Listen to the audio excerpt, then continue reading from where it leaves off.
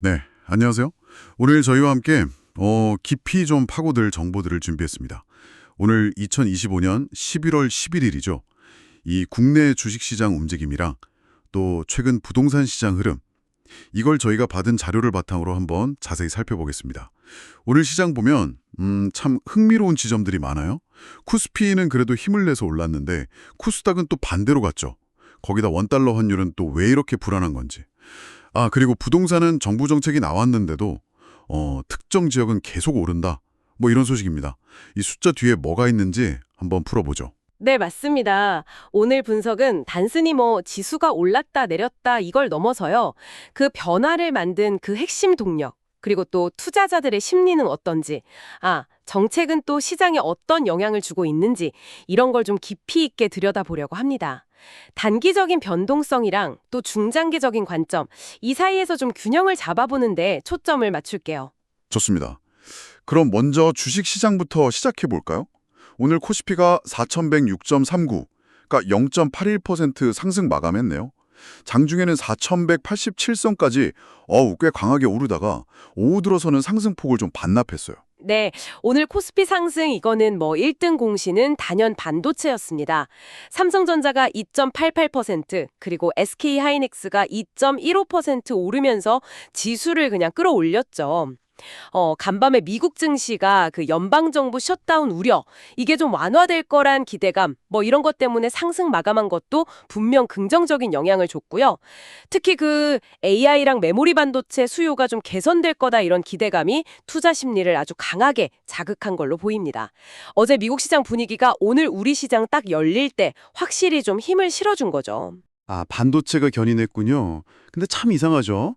코스피 분위기는 괜찮았는데 코스닥은 정말 정반대였어요.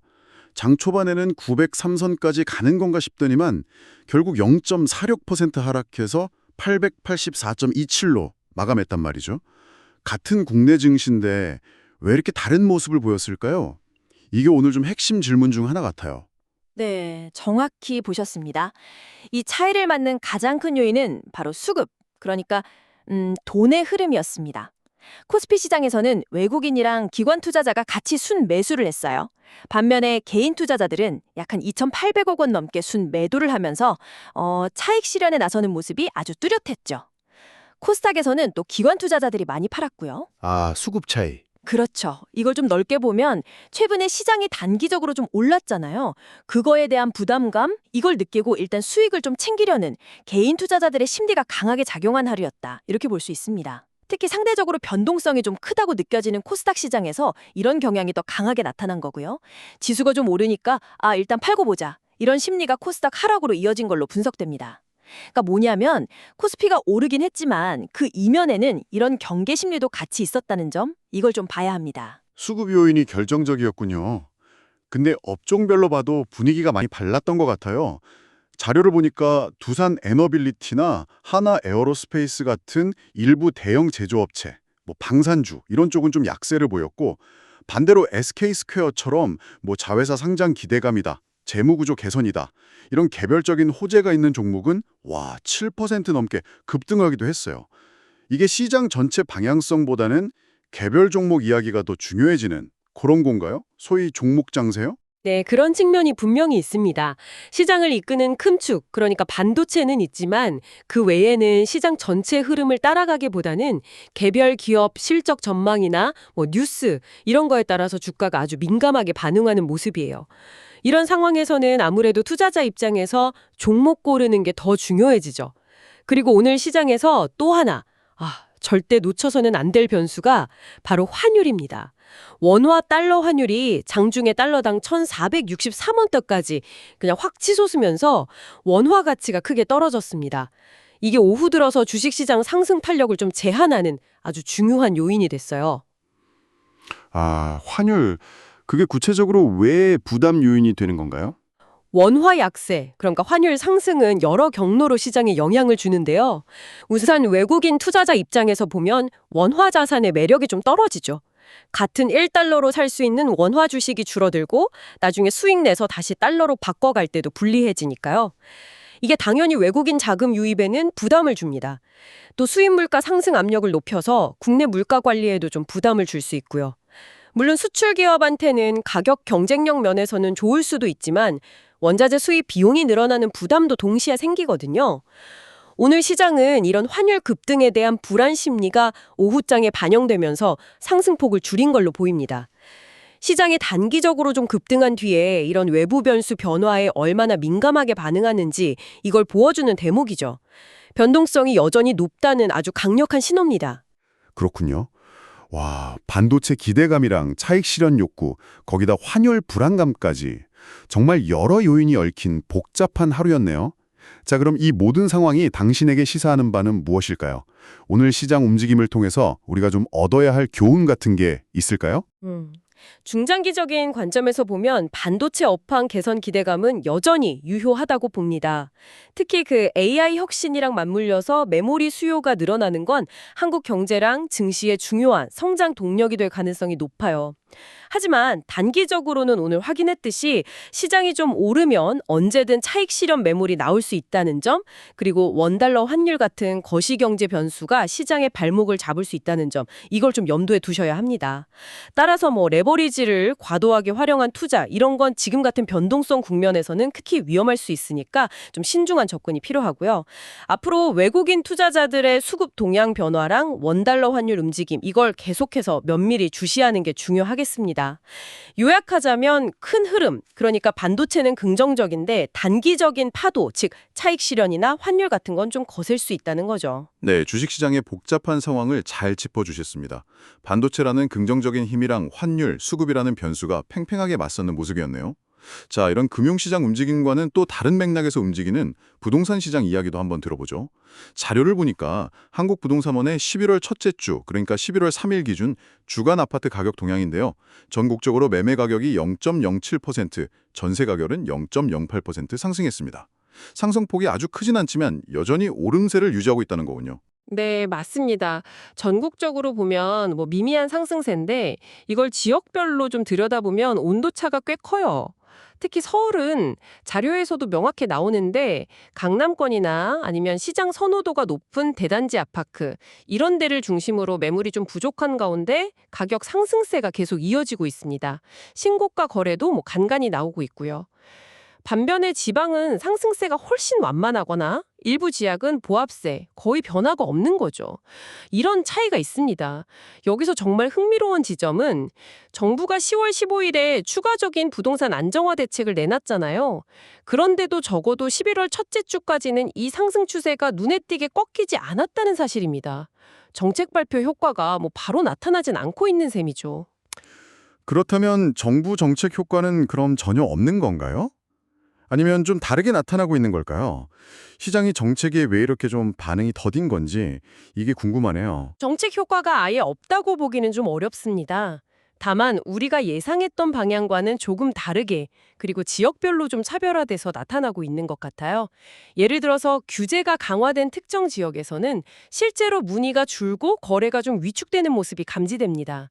그런데 문제는 그 수요가 완전히 사라지는 게 아니라 규제가 상대적으로 덜한 인접 지역이나 아니면 서울 외곽 혹은 수도권 비규제 지역으로 이동하는 현상이 나타난다는 거죠. 이게 바로 흔히 말하는 풍선 효과입니다. 규제를 피해서 수요랑 가격이 다른 곳으로 옮겨가는 현상이죠. 그 결과 자료 분석을 보면 현금 동원력이 있는 자산가들은 규제 영향이 좀 덜한 지역의 고가 아파트를 오히려 신고가에 매수하는 경향을 보이고 있습니다. 반면에 대출 규제 같은 걸로 자금 마련이 좀 어려운 일반적인 실수요자들은 시장 진입이 더 어려워지면서 결과적으로 지역 간 또 가격대 간의 양극화가 더욱 심화될 수 있다는 우려가 나오는 상황입니다. 정책이 의도치 않게 시장의 격차를 더 벌일 수도 있다. 이런 지적이죠. 정책 효과가 양극화 심화로 나타날 수 있다니 이거 중요한 지적이네요. 그리고 자료에서 또 하나 눈에 띄는 분석이 있어요. 최근 집값 상승 배경에는 실제 경기 상황보다는 앞으로 가격이 더 오를 것이라는 기대 심리가 훨씬 더 크게 작용하고 있다. 이런 분석인데요. 이게 정말 핵심인 것 같습니다. 실물 경제 지표는 사실 그렇게 좋지 않은데 집값은 오른다는 게 이 기대 심리 때문이라는 거잖아요. 정확합니다. 경제학에서는 이걸 진단적 기대라고 표현하기도 하는데요. 좀 어려운 용어 같지만 쉽게 말하면 사람들이 과거의 가격 상승 경험을 바탕으로 미래에도 가격이 계속 오를 거라고 강하게 믿는 경향, 이걸 의미합니다. 현재 부동산 시장을 움직이는 가장 강력한 엔진 중 하나가 바로 이 기대 심리라는 진단인 거죠. 이게 왜 중요하냐면요. 만약 앞으로 기준금리가 인하되는 등 금융 환경이 좀 완화되더라도 이 오를 것이라는 기대 심리가 꺾이지 않으면 오히려 집값 상승 압력을 더 키우는 요인으로 작용할 수 있기 때문입니다. 금리가 문제가 아니라 이 심리가 문제라는 거죠. 또 강화된 대출 규제, DSR 같은 거요? 이것 때문에 자금 조달 능력이 좀 부족한 실수요자들은 매수를 망설이거나 포기하는 반면 현금 여력이 충분한 소위 현금 부자들은 규제 영향이 상대적으로 적으니까 고가 아파트나 인기 단지 거래를 계속하는 패턴, 이것도 이런 기대 심리랑 무관하지 않습니다. 지금 아니면 더 오를 텐데 이런 생각에 기반한 행동일 수 있죠. 여기에 더해서 전세 가격이 계속 오르는 것도 일부 전세 거주자들을 좀 불안하게 만들어서 매매 시작으로 떠미는 요인이 될 수도 있고요. 와, 정말 심리가 시장을 지배하는 형국이군요. 그렇다면 부동산 시장의 향후 방향성은 어떻게 전망해야 할까요? 이 기대 심리가 계속 유지될지 아니면 뭔가 다른 변수가 나타날지 궁금합니다. 단기적으로 봤을 때 정부의 정책 발표만으로 시장 분위기가 갑자기 확 하락세로 돌아서기를 기대하기는 좀 어려워 보입니다. 앞서 말씀드린 그 규제 지역 거래 위축이랑 비규제 지역으로 수요 쏠리는 현상, 즉 풍선 효과랑 이에 따른 지역별, 가격대별 양극화는 당분간 좀 지속될 가능성이 높아 보이고요. 또 오를 것이라는 기대 심리 역시 단기간에 쉽게 꺾이진 않을 수 있습니다. 하지만 중장기적인 관점에서는 분명히 위험 요인도 존재합니다. 만약 예상과 달리 기준금리가 추가적으로 인상되거나 아니면 현재 우려되는 경기 둔화가 생각보다 더 심각해지거나 특히 고용 시장이 급격히 안 좋아지는 등 복합적인 외부 충격이 발생한다면 상황은 달라질 수 있어요. 이런 경우에는 주택 구매 여력이 있는 실수요층 자체가 줄어들면서 현재 시장을 지탱하는 기대 심리가 급격히 위축되고 하락 압력이 커질 수 있습니다. 반대로 이런 외부 충격 없이 현재의 기대 심리가 계속 강하게 유지된다면 가격 상승 압력은 쉽게 꺼지지 않을 수 있고요. 따라서 한국부동산원에서 매주 발표하는 주간 가격 동향이라든지 아파트 거래량 통계 같은 객관적인 데이터를 통해서 시장의 미세한 온도 변화랑 참여자들의 심리 변화를 꾸준히 추적하고 관찰하는 것이 그 어느 때보다 중요합니다. 네. 오늘 저희는 11월 10일 주식시장에서 나타난 그 반도체 주도 상승, 그리고 그 이면에 숨겨진 환율 리스크랑 또 투자 주체별 동상이몽, 그리고 부동산 시장에서는 정책 발표 이후에도 계속되는 상승세와 그 배경에 있는 아주 강력한 기대 심리, 또 그로 인한 양극화 문제까지 저희가 받은 자료를 통해서 깊이 있게 파헤쳐봤습니다. 두 시장 모두 표면적인 숫자 뒤에 정말 복잡한 이야기들이 숨겨져 있네요. 맞습니다. 오늘 분석 내용을 바탕으로 당신께 몇 가지 좀 실질적인 조언을 드리자면요. 먼저 주식 투자자시라면 오늘 시장이 아주 극명하게 보여졌듯이 특정 업종, 예를 들어 반도체가 시장을 이끌더라도 다른 많은 업종은 소외될 수 있습니다. 즉, 업종별 차별화가 매우 뚜렷하다는 점을 꼭 인지하셔야 합니다. 따라서 특정 테마나 업종에 너무 과도하게 집중하기보다는 분산 투자를 통해서 포트폴리오의 안정성을 높이는 전략이 유효합니다. 특히 오늘처럼 개인 투자자들의 차익 실현 매물이 나오고 원달러 환율 변동성이 커지는 국면에서는 더욱 신중한 위험 관리가 필요하고요. 외국인 수급이 오늘 순매수로 돌아서긴 했지만 이게 추세적인 변화인지 또 환율은 안정을 찾을 수 있을지 이런 것들을 면밀히 지켜보셔야 합니다. 그리고 부동산 시장 참여자시라면 본인의 상황이랑 목적에 따라서 접근법을 좀 달리 하셔야 합니다. 만약 실수요자, 그러니까 거주 목적으로 주택 구매를 고려하신다면 현재의 높은 금리 수준이랑 대출 규제, DSR 같은 거요. 그리고 앞으로 부담해야 할 보유세 등 세금 문제를 종합적으로 고려해서 장기적인 관점에서 상환 능력과 주거 비용을 아주 신중하게 계산해야 합니다. 단순히 집값이 계속 오를 거야 이런 막연한 기대감만으로 감당하기 어려운 수준의 대출을 받는 건 매우 위험할 수 있습니다.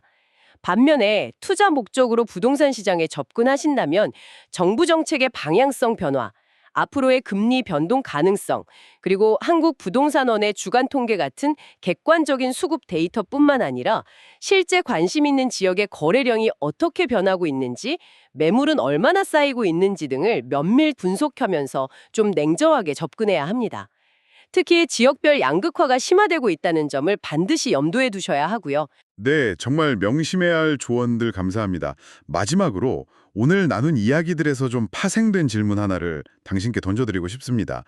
오늘 저희는 특히 부동산 시장에서 이 기대 심리라는 게 얼마나 강력한 동력으로 작용하는지 확인했잖아요. 그렇다면 만약에 우리가 오늘 구체적으로 다루진 않았지만 예측 불가능한 글로벌 금융위기가 다시 온다거나 혹은 사회 전체를 뒤흔들 만한 아주 큰 지정학적 이슈 같은 예상 밖의 사건이 갑자기 발생한다면 어떻게 될까요? 혹시 사람들의 그 기대 심리가 순식간에 공포로 바뀌면서 부동산 시장이 전통적인 경제 모델이 예측하는 속도나 폭보다 훨씬 더 빠르고 격렬하게 요동칠 가능성은 없을까요? 어쩌면 때로는 이 심리라는 것이 모든 경제 지표나 정책의 효과를 그냥 압도해버릴 수도 있지 않을까 하는 생각, 한번 진지하게 곱씹어볼 만한 질문인 것 같습니다. 오늘 저희와 함께 이 깊이 있는 분석에 동참해 주셔서 정말 감사합니다. 다음에도 당신에게 꼭 필요한 정보들을 알기 쉽게 풀어드리는 시간으로 찾아뵙겠습니다.